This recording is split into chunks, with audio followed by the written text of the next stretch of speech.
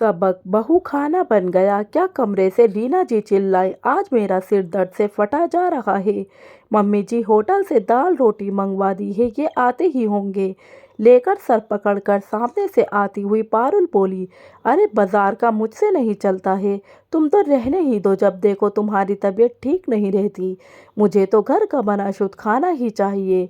खिसियाई रीना जी बोली, दवा खाई है मम्मी जी, अभी खिचड़ी चढ़ा दूंगी आपके लिए, कहकर पारुल कमरे में चली गई।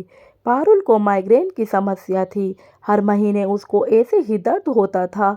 ऊपर से ऑफिस घर सब जगह की जिम्मेदारी के साथ उसको थकावट भी बहुत हो जाती थी। पर रीना जी ने कभी उसकी दशा पर अफसोस तक न जताया। जब कभी घर में रसोइया रखने की बात आती तो रीना जी जात पात का नाटक लेकर बैठ जाती कि मैं सबके हाथ का बना खाना नहीं खाती हूँ, खाना तो बहू ही बनाएगी। तभी थोड़ी देर में पारुल का पति मनोज आ गया। बेटा तू आ गया, देख तेरी बीवी ने आज फिर खाना नहीं बनाया। ये हर महीने का इसका नाटक है। मैं कहती हूँ पैसा फालतू का है जो ये होटल के खाने पर उड़ाती है। अरे घर में पकाने में इसको आफत आती है। क्या घर में घुसते ही बेटे के सामने अलाप शुरू कर दिया। मम्मी बस भी करो, दाल और रोटी लाया हूँ, खा लो, मनोज ने कहा। अरे तू उसकी गुलामी करता रहा, बस ये फ्री में तो आता ही है। महारानी नौकरी क्यों नहीं छोड़ देती। इतनी दिक्कत है तो अभी भी रानी जी का पारा सातवें आसमान पर था। अपनी मम्मी की बातों पर ध्यान न देकर मनोज पारुल के हाल चाल लेने अंदर कमरे में चला गया।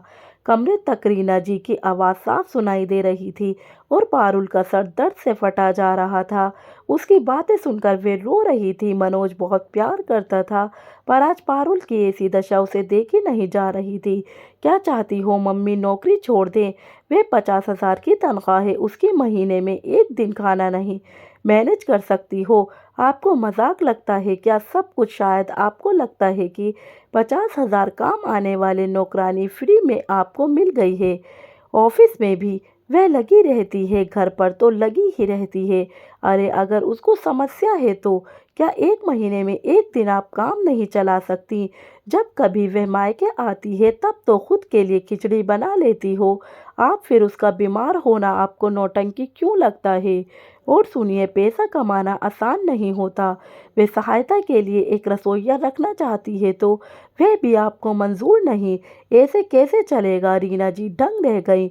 आज कैसे बेटे का मुंह खुल गया। बौखलाई रीना जी ने पट से अपनी बिटिया को फोन लगा दिया। फोन उठाते ही उधर से आवाज आई, हेलो मम्मी, आज बड़ी सर्दी पिछले 2 महीने से लगातार कभी भी हो जाती है। मैं तो पड़ी हूँ आराम से, होटल से मंगवा लिया खाना, मेरे सास से तो कुछ नहीं होता, महीने में एक दिन भी नहीं बना सकती खाना। आप बताओ कैसे? फ़ोन किया। उनकी बिटिया फ़ोन उठाते ही एक सांस में बोल गई, घड़ों पानी पड़ गया। रीना जी कुछ कह नहीं पाई, फ़ोन रख दिया रीना जी ने। और उसके दिन के बाद जिस दिन घर में रोटी नहीं बन पाती थी, चुपचाप अपनी खिचड़ी बनाकर खा लिया करती थी।